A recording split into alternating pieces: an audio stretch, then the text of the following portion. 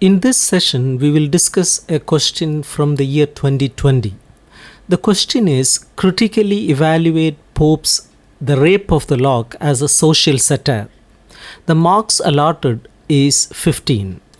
Alexander Pope's The Rape of the Lock is a celebrated mock epic that offers a sharp social satire of the 18th century English aristocracy.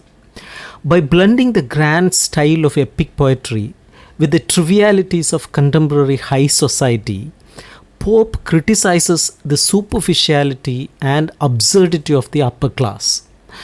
The poem, originally written in 1712 and later expanded in 1714, was based on a real incident where Lord Peter cut off a lock of Arabella Fermor's hair without her permission, causing a rift between their families.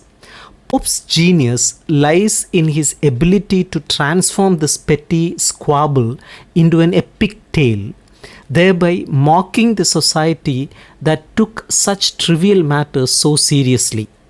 Pope's choice to frame this relatively insignificant event within the structure of epic poem is itself a form of satire. The mock epic elevates the trivial to the level of the grandiose, thereby exposing the absurdity of the subject matter. In classical epics like Homer's Iliad or Virgil's Aeneid, the stakes are high: battles between nations, the wrath of gods, and the fate of empires.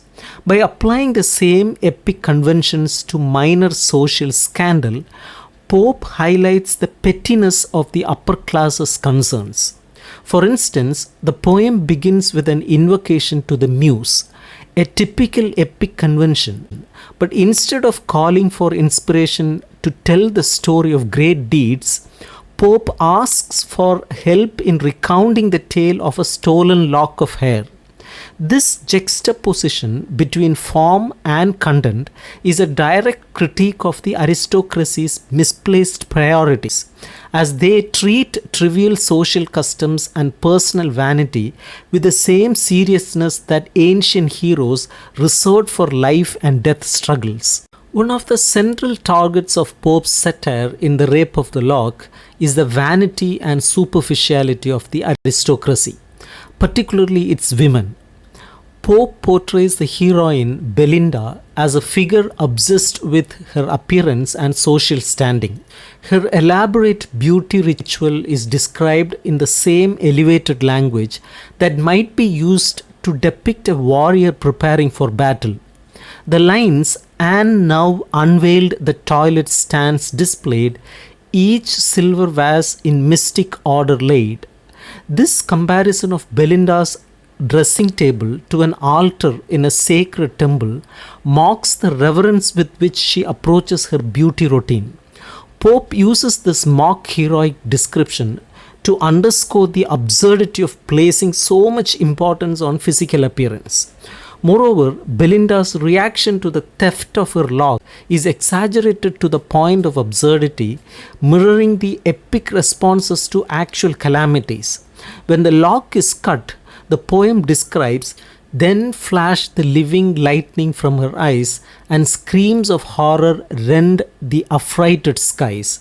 Here Pope satirizes the way the upper class reacts to trivial incidents with excessive emotion, as though the loss of lock of hair were equivalent to a catastrophic event. The hyperbolic language serves to ridicule the inflated sense of self-importance and the melodramatic tendencies of aristocratic society. Pope's satire extends to the gender dynamics within the aristocracy, particularly the roles and expectations of women. Belinda, as the central female character, embodies the limited roles available to women in 18th century society. Her value is tied to her beauty and her ability to navigate the complex social rituals of courtship and flirtation.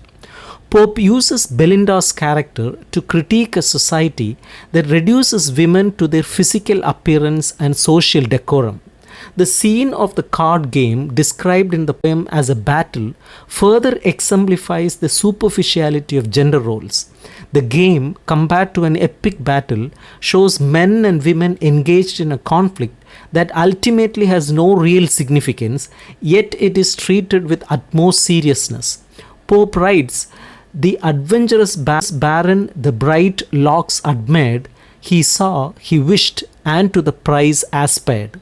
Here, the baron's desire to possess Belinda's Locke symbolizes the objectification of women, where a woman's worth is reduced to her physical attributes, and men are depicted as conquerors in pursuit of material trophies.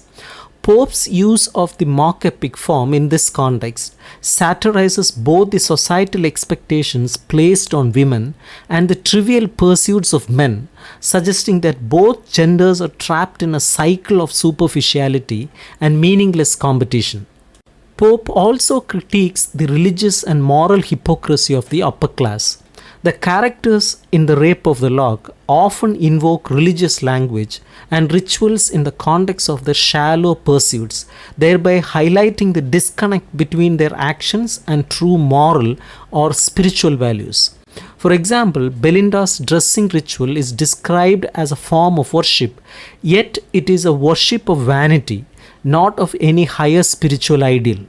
Moreover, the introduction of supernatural beings like the sylphs, who are described as guardians of female chastity and decorum, adds another layer of satire. The sylphs' concerns are entirely focused on preserving Belinda's appearance and reputation, not on any substantial moral issues. This portrayal marks the idea that society's moral guardians are more concerned with outward appearance than with virtue. Pope's depiction of these supernatural creatures also reflects the superficial nature of the values upheld by the aristocracy. The sylphs, while seemingly noble in their purpose, ultimately represent a shallow understanding of morality, one that is more concerned with maintaining social norms and appearances than with any deeper ethical considerations. This satire exposes the hollow nature of the society Pope is critiquing, where morality is reduced to a mere performance. The poem concludes with the ultimate futility of the entire affair. The lock of hair, which caused so much distress, is lost forever, yet it is immortalized in the poem as it ascends to the heavens to become a constellation. This ending underscores the absurdity of the events that transpired and the exaggerated importance placed on them by the characters involved. Pope writes, "This lock the muse shall consecrate to fame, and midst the stars inscribe Belinda's name." The final lines suggest that the trivialities of aristocratic life are both fleeting and meaningless, yet they are given undue importance through social rituals and customs. By immortalizing the lock in the stars, Pope mocks the idea that such a trivial object could ever hold lasting significance, highlighting the emptiness of the values cherished by the upper class. To conclude, Pope's The Rape of the Lock is a masterful social satire that uses the mock epic form to expose the superficiality, vanity, and moral hypocrisy of the 18th century English aristocracy. Through his witty and ironic portrayal of Belinda, the Baron, and the sylphs, Pope critiques a society obsessed with appearance, status, and trivial social rituals. The poem serves as a timeless reminder of the dangers of elevating the insignificant to the level of the significant, and it continues to resonate as a critique of superficiality and the misplaced priorities of any society that values style over substance. In The Locke, Pope not only entertains but also challenges readers to reflect on the true value of the things they hold dear. By drawing attention to the absurdity of his characters' concerns, Pope invites us to question our own priorities and to recognize the potential for folly in the pursuit of trivial or vain desires. Through this biting satire, Pope reveals the emptiness of a society more concerned with appearances and social rituals than with genuine moral or spiritual values.